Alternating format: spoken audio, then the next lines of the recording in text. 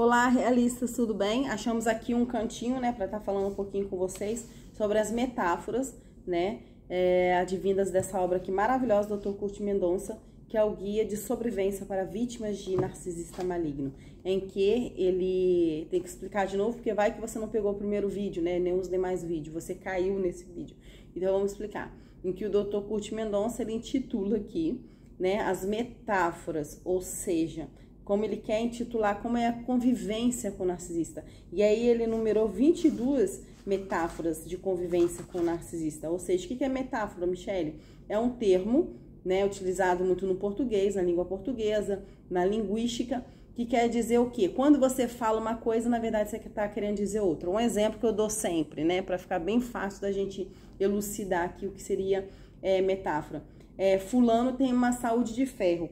Então, quando eu falo que fulano tem uma saúde de ferro, não que na saúde do outro tenha ferro, né, de fulano, mas que a saúde dele, né, é forte. Então, eu falo que a saúde é de ferro porque a saúde é forte.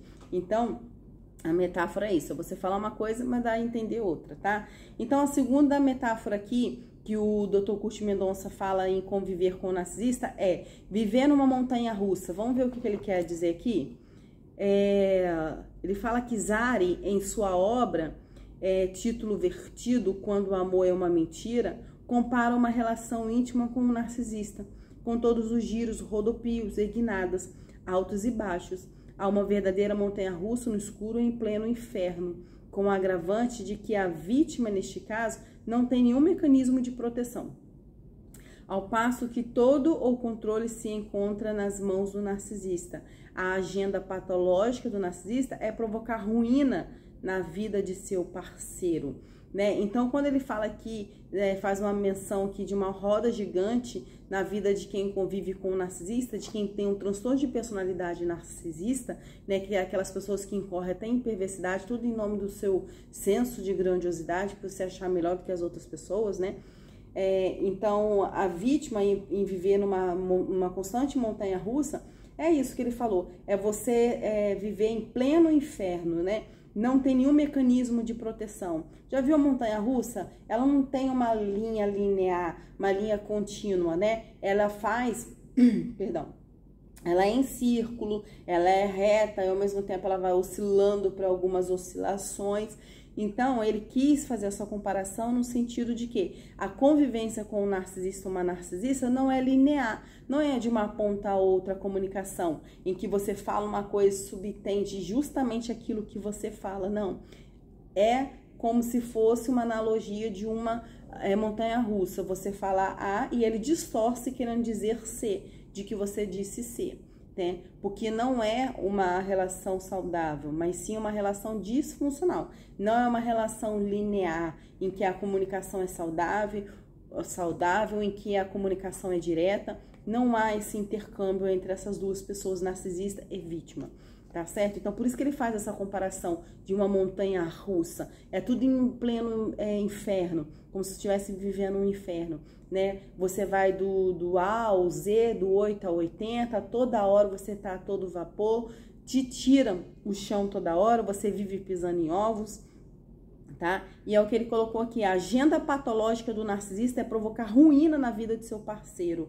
E o que seria a agenda, Michele? Seria tudo aquilo que o narcisista, a gente chama como agenda do narcisista, é tudo aquilo que ele projetou, tudo aquilo no sentido de tudo aquilo que ele arquitetou para fazer de ruim na vida daquela vítima, né? Todo narcisista tem uma agenda, ou seja, ele trata as pessoas à sua volta como meros objetos, como pessoas objetivadas, no sentido de coisifica as pessoas, trata como objeto, como coisa. Então, essa é a extensão de pessoas para o narcisista, é satisfazer meramente as suas necessidades. Então, por isso que a gente até fala que essas vítimas também, a gente pode colocar aí, que a gente chama de fontes. Por quê? Porque só advém de um aproveitamento, esse tipo de relação com o narcisista.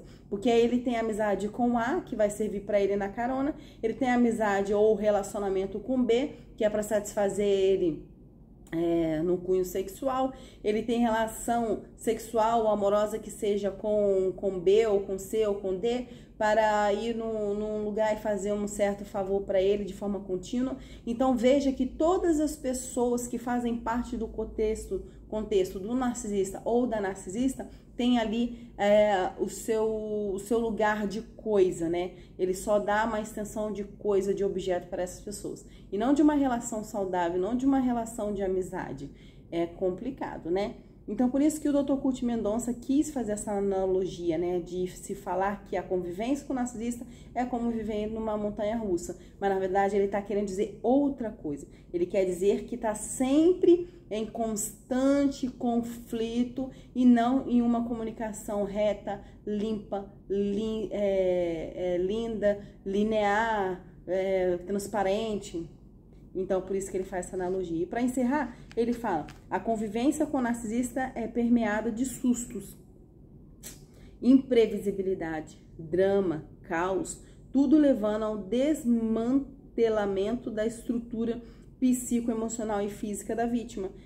É a montanha-russa, querendo ou não, né? Se a gente tiver que desenhar aqui, fazer um quadro, né, de todo esse relacionamento, a convivência é permeada de susto.